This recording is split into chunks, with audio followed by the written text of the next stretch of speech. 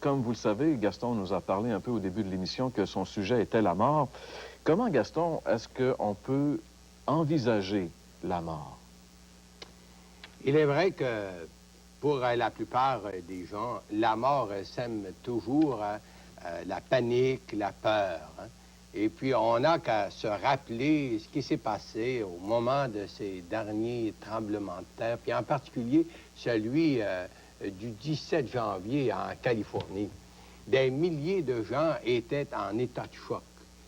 Pas tellement à cause des pertes de leurs biens, mais c'était la peur de mourir.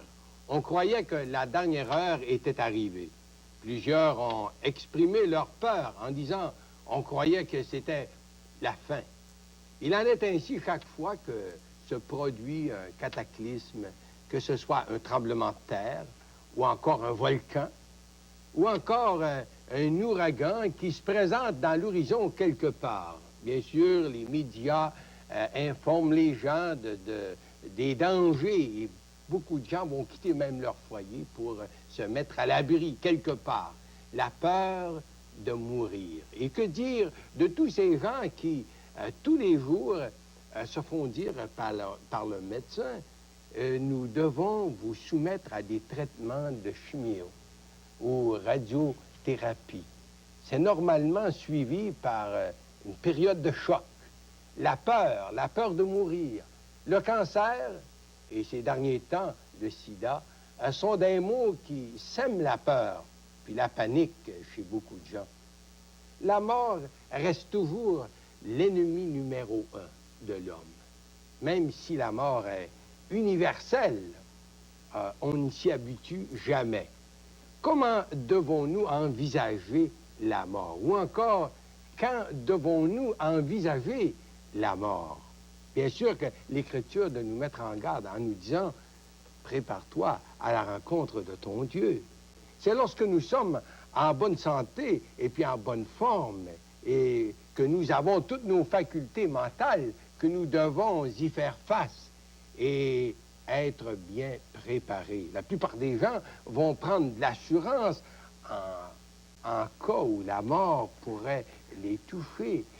C'est sûr qu'à longue échéance, et peut-être même à courte échéance, ça sera notre tour, ça sera ton tour. Personne n'y échappe. Quelqu'un a dit, bien sûr, c'est la seule justice qui existe dans le monde. Gaston, c'est un peu énigmatique, ça, la mort. Est-ce qu'on peut expliquer ça, la mort? Est-ce qu'on peut donner une explication? Bien, je crois que c'est l'Écriture qui nous donne, en fait, l'explication sur la mort et puis les causes de la mort. Pour beaucoup de gens, la mort, c'est la fin, point final, point, c'est tout. Mais si tel était le cas, nous n'aurions pas à nous en faire. Mieux vaudrait profiter de la vie. Des gens, c'est enfin de tout. Si la vie se résume par le présent, bien, nous pourrions bien dire, mangeons et buvons, car demain nous mourrons. Et pour beaucoup de gens, il semble que, justement, ils en sont là. Mangeons et buvons, car demain nous mourrons. Mais tel n'est pas le cas. La Bible de nous rappeler, dans le livre de l'Ecclésiaste, puis on va lire justement ce texte-là, le 3e chapitre et le verset 11, et je cite, « Dieu a fait toutes choses belles en son temps. Même, il a mis dans leur cœur la pensée de l'éternité. Bien que l'homme ne puisse pas saisir l'œuvre de Dieu ou que Dieu a fait du commencement jusqu'à la fin. Dieu a mis dans le cœur de l'homme la pensée de l'éternité. Selon Dieu, la pensée de l'éternité dans chaque être humain est une belle puis une bonne chose, puisqu'elle nous rappelle les conséquences de la vie face à la mort, face à l'au-delà. La Bible de nous répéter, prépare-toi à la rencontre de ton Dieu. Puis encore, jeune homme, fais comme te semblera bon dans la vie, mais sache que pour tout cela, Dieu t'appellera en jugement. C'est non seulement la mort, mais c'est l'après la mort qui inquiète l'homme. L'histoire humaine nous rappelle que l'homme, peu importe son milieu, sa race, son arrière-plan, l'homme sait que la mort n'est pas la fin. Et c'est ce que craint l'homme. Dieu a placé en lui la pensée de l'éternité. C'est incrusté dans son être. La Bible nous rappelle également, et je cite un autre texte qu'on retrouve dans l'Épître aux Hébreux, chapitre 9, verset 27.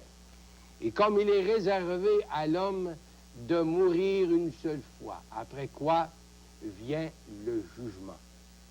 Alors, selon la Bible, la mort marque le commencement d'une nouvelle dimension de vie, un état différent de vie. Justement, Gaston, est-ce que tu pourrais nous donner des exemples bibliques de cette vérité-là?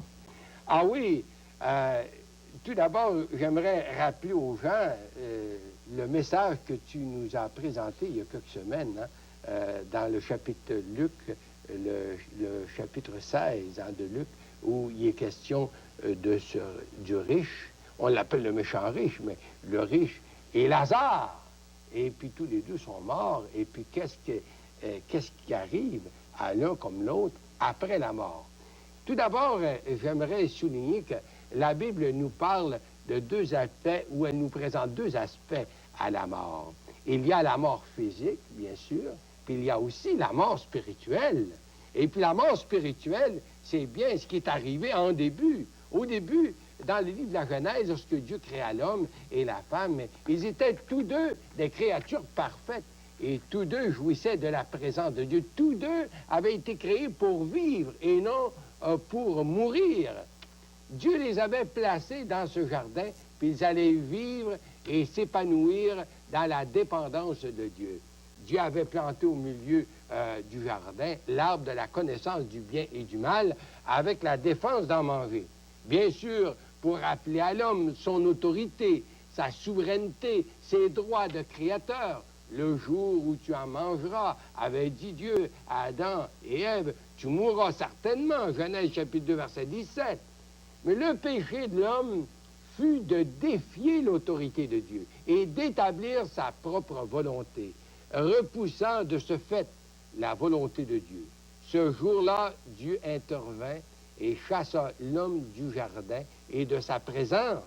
Ce fut la séparation entre l'homme devenu pécheur et le Dieu saint, son créateur. Ce fut la mort spirituelle de l'homme et de sa femme, la séparation avec Dieu. Mais physiquement, ils vécurent quelques 900 ans, et puis, nous dit la parole, ils moururent. C'est bien sûr un exemple qui est tiré de l'Ancien Testament. Est-ce que le Nouveau Testament aussi nous donne des exemples de cet ordre-là? Ah oui, je crois, Jean-Pierre, que le Nouveau Testament nous présente cette vérité avec même beaucoup plus de clarté. Nous avons remarqué que le péché est la cause de la mort. Si l'homme avait été laissé à lui-même une fois qu'il avait péché, il serait sans aucun espoir de salut. L'homme aurait été séparé de Dieu éternellement sous la condamnation de Dieu, justement à cause du péché. Mais l'amour de Dieu n'avait pas changé envers l'homme, en dépit de son péché. C'est ça qui est merveilleux. Ce même Dieu créateur, celui qui possède en lui la source de toute vie, allait s'incarner dans un corps humain pour venir jusqu'à nous, afin de donner à l'homme la possibilité et le choix d'être libéré, libéré du péché, libéré de la mort. D'abord, la libération sur le péché ou sur la mort spirituelle, puis ensuite, la libération sur la mort physique. Puis nous lisons justement une parole de Jésus en Jean, chapitre 5 et le verset 25. Et je cite, « En vérité, je vous le dis, l'heure vient, elle est déjà venue, où les morts entendront la voix du Fils de Dieu, et ceux qui l'auront entendu vivront. » C'est sûr que Jésus, le Fils de Dieu, s'adressait à des foules de gens qui, à cause de leur péché, étaient morts spirituels et séparés de Dieu au moment même où il leur parlait. Est-ce que c'est la même chose un peu pour les gens qui nous écoutent, Gaston? Oui, malheureusement, c'est la même vérité qui s'applique à tous les gens. Toute personne qui n'a pas fait l'expérience de la nouvelle naissance dont a parlé Jésus, tu nous en as parlé dans le passé. Hein. Toute personne qui n'a pas fait l'expérience de la nouvelle naissance dont a parlé Jésus en Jean 3 est séparée de Dieu à cause du péché. Et c'est ce qui fait que l'homme est spirituellement mort. L'Épître aux Éphésiens de nous rappeler un autre beau texte, le chapitre 2, le verset 1 à 3. Vous étiez morts par vos offenses et par vos péchés, dans lesquels vous marchiez autrefois, selon le prince de ce monde, selon le prince de la puissance de l'air, de l'esprit qui agit maintenant dans les fils de la rébellion. Nous tous aussi, nous étions de leur nombre. Alors, voyez, même l'apôtre Paul pouvait dire, nous aussi, nous étions de leur nombre. C'est en fait le lot de chaque individu. C'est très difficile pour l'homme, par exemple, d'accepter qu'il est séparé de Dieu et qu'il est mort spirituellement à cause de son péché. C'est comme s'il refuse de se voir à la lumière de Dieu. Mais regardons quelques textes de la parole de Dieu et je tourne à l'Épître aux Romains, chapitre 3 et le verset 22. Il n'y a point de distinction, car tous ont péché et sont privés de la gloire de Dieu. Et je passe au verset 12 qui dit, « Ainsi la mort s'est étendue sur tous les hommes parce que tous ont péché. » Et j'enchaîne avec un troisième verset qui nous dit justement, « Le salaire du péché, c'est la mort. » Finalement, Gaston, est-ce que ça signifierait qu'il n'y aurait pratiquement pas d'espoir pour les hommes? Ah, bien sûr qu'il y a beaucoup d'espoir même pour les hommes. De même que Dieu avait donné à nos premiers parents le choix de vivre dans sa dépendance et dans la voie d'obéissance. Encore aujourd'hui, Dieu, dans sa grâce, donne à l'homme le choix. Il fait entendre sa voix, il place l'homme devant la voie de la vie ou enfin la voie de la mort.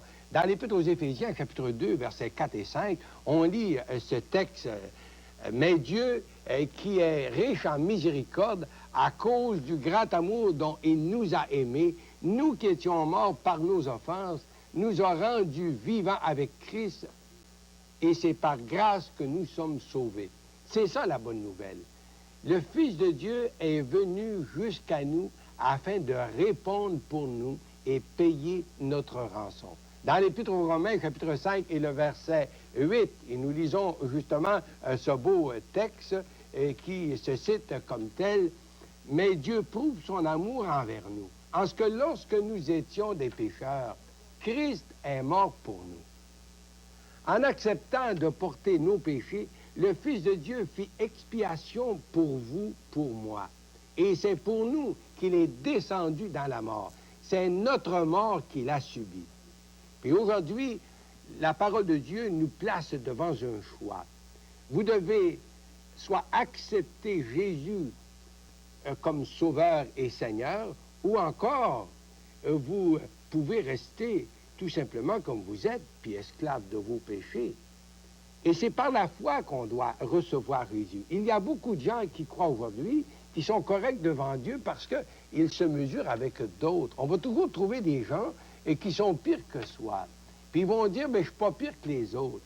Sur quoi le Seigneur de nous rappeler que nous devons ancrer notre foi sur le Christ lui-même. Et sur qui est-ce qu'aujourd'hui nous ancrons notre foi? Écoutons encore les paroles de Jésus, ces paroles qu'il avait adressées aux Juifs qui étaient très religieux en Jean chapitre 8, verset 24.